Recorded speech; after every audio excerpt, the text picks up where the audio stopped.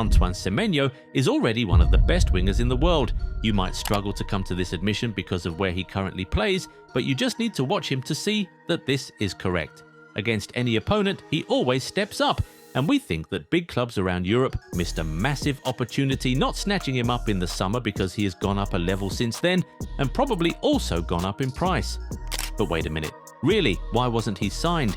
In a summer where we saw a lot of attackers moved clubs, in a summer where we saw Bournemouth sell a number of their top players, why did the Ghanaian winger remain there? Let's talk about it. This is why nobody signed Antoine Semenyo this summer. The obvious reason is the whole contract situation. He signed a new contract with Bournemouth in July, which should keep him at the club until 2030. So you could say that clubs saw his commitment to his club and took it as a sign to stay away. Now, while you won't be entirely wrong, the issue is much deeper than that. First of all, in an interview long before the summer transfer window opened, the man himself hinted that he'd be open to a move to a big Champions League club at the end of the season, but he just wanted to stay professional and achieve the goals he'd set for himself last season. What does that tell you? He was willing to make that move if a good offer came, and he actually entertained a few conversations, but these clubs just didn't capitalize. Why? You see, Semenyo had a really good 2024-25 season. He scored 11 Premier League goals and helped Bournemouth to a top-half finish. But the problem was, that was a very unique season for him. It was the first time he had ever reached double figures for goals, not just in a league season, but in all competitions. This made some clubs weary. Bournemouth were obviously so well coached last season, so some clubs probably thought Semenyo was only benefiting from a good structure and might be exposed if he was taken out of that system. They didn't want to take the risk. Well, that wasn't very wise of them, was it? Because the system at Bournemouth has changed slightly this season, and it seems Semenyo has gotten even better, scoring goals for fun and in an early battle for the Premier League Golden Boot. After his brace against Fulham, which temporarily shot Bournemouth to second on the table, only Erling Haaland has more Premier League goals than him this season. Imagine if he was at a big club right now, he'd probably have been getting early shouts for the Ballon d'Or. And the reason he wasn't signed by a big club obviously wasn't tactical or stylistic. What do we mean?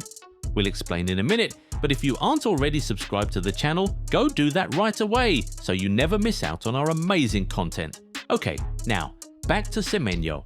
Like we said, these big clubs did not choose not to sign Semenyo for stylistic or tactical reasons.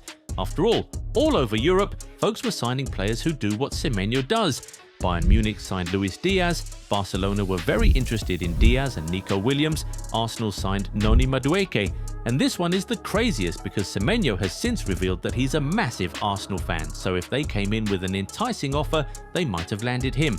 Liverpool also sort of missed a trick with this one. Semenyo could have come in to be their new Sadio Mane as well as a Luis Diaz replacement, but they were focused on something else. So, you know what? Let's just dive into it and look at why exactly some of these big clubs didn't sign Semenyo in the summer. As for Barcelona, we all know the reason. They could not afford the deal, so they didn't even try. I mean, they backed out of the Luis Diaz deal because they were priced out, and Nico Williams said no to them because they could not guarantee his prompt registration. Eventually, they went for Rashford, who United were desperately trying to dispose of anyway, and even then, they only got him on loan and had to jump through hoops to register him. You see, it appears to us that Semenyo signing a new contract with Bournemouth was really about trying to make sure the Cherries get good money when he inevitably leaves the club. A €65 million release clause was added to the contract, which simply means that if you want him, just pay up and he'll be yours. Now, Barcelona were just not going to pay that, but of course Bayern Munich could have. They literally paid €70 million for a 28-year-old Luis Diaz this summer. One would think €65 million for a 25-year-old Semenyo would have been better value for money, but the German giants were probably looking for someone with more experience at the top level. Diaz had played in the Champions League, won the Premier League, and played in the final of the Copa America. He had proven himself on the biggest stages. Meanwhile, Semenyo had only had one good season. Perhaps that's why Bayern didn't look his way. As for Real Madrid, yeah, it definitely wasn't going to happen. Even Rodrigo is still struggling to get game time in that team. No way they were going to add yet another left winger in there. But basically, clubs don't really like to take risks on players from abroad. Madrid were really desperate, which was why they signed Heitzen. And even then, he's a Spain international, so it made sense. This is why we think it is the Premier League clubs who should have been all over him. Liverpool got caught in the whole centre-forward drama that they missed a big opportunity here. Having signed Ekitike and then still remaining keen on Isak late into the window, it was clear that they weren't going to show interest in any other forward player, even with Diaz and Elliott having left the club. Also, it could really have rocked the dynamic if they signed him. You know, Semenyo is a maverick-type player. He's the give me the ball, let me make something happen guy, and top clubs are usually weary of players like this, especially when they're coming from smaller clubs. You see, at top clubs, there's more structure, so players like this won't usually have the freedom they had at their old club, and this might significantly hamper their productivity.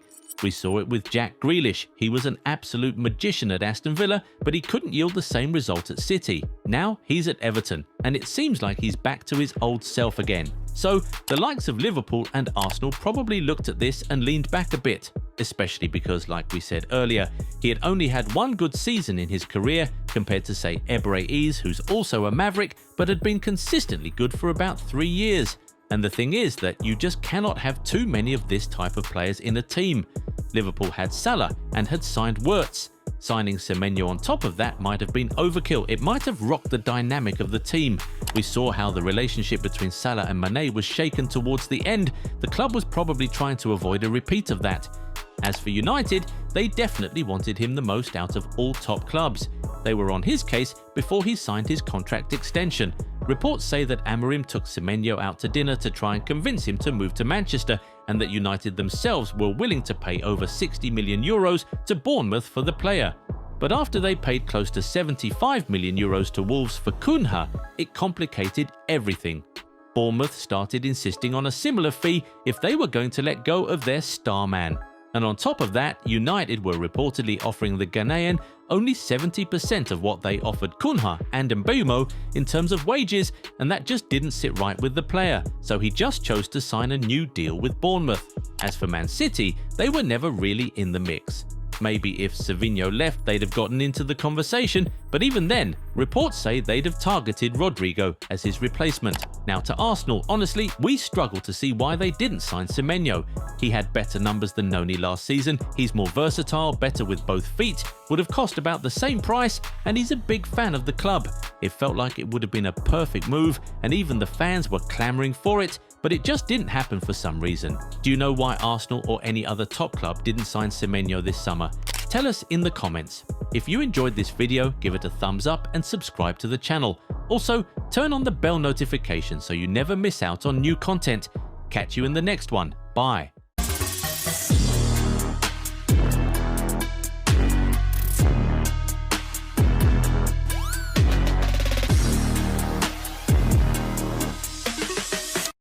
Do you want to make money with affiliate marketing? Join the Goal90 Shop affiliate program and start earning today. Get your unique affiliate link and exclusive discount coupon to share with your audience. Every sale made through your link earns you a 10% commission. No limits, just real earnings. Don't miss out. Turn your influence into income now.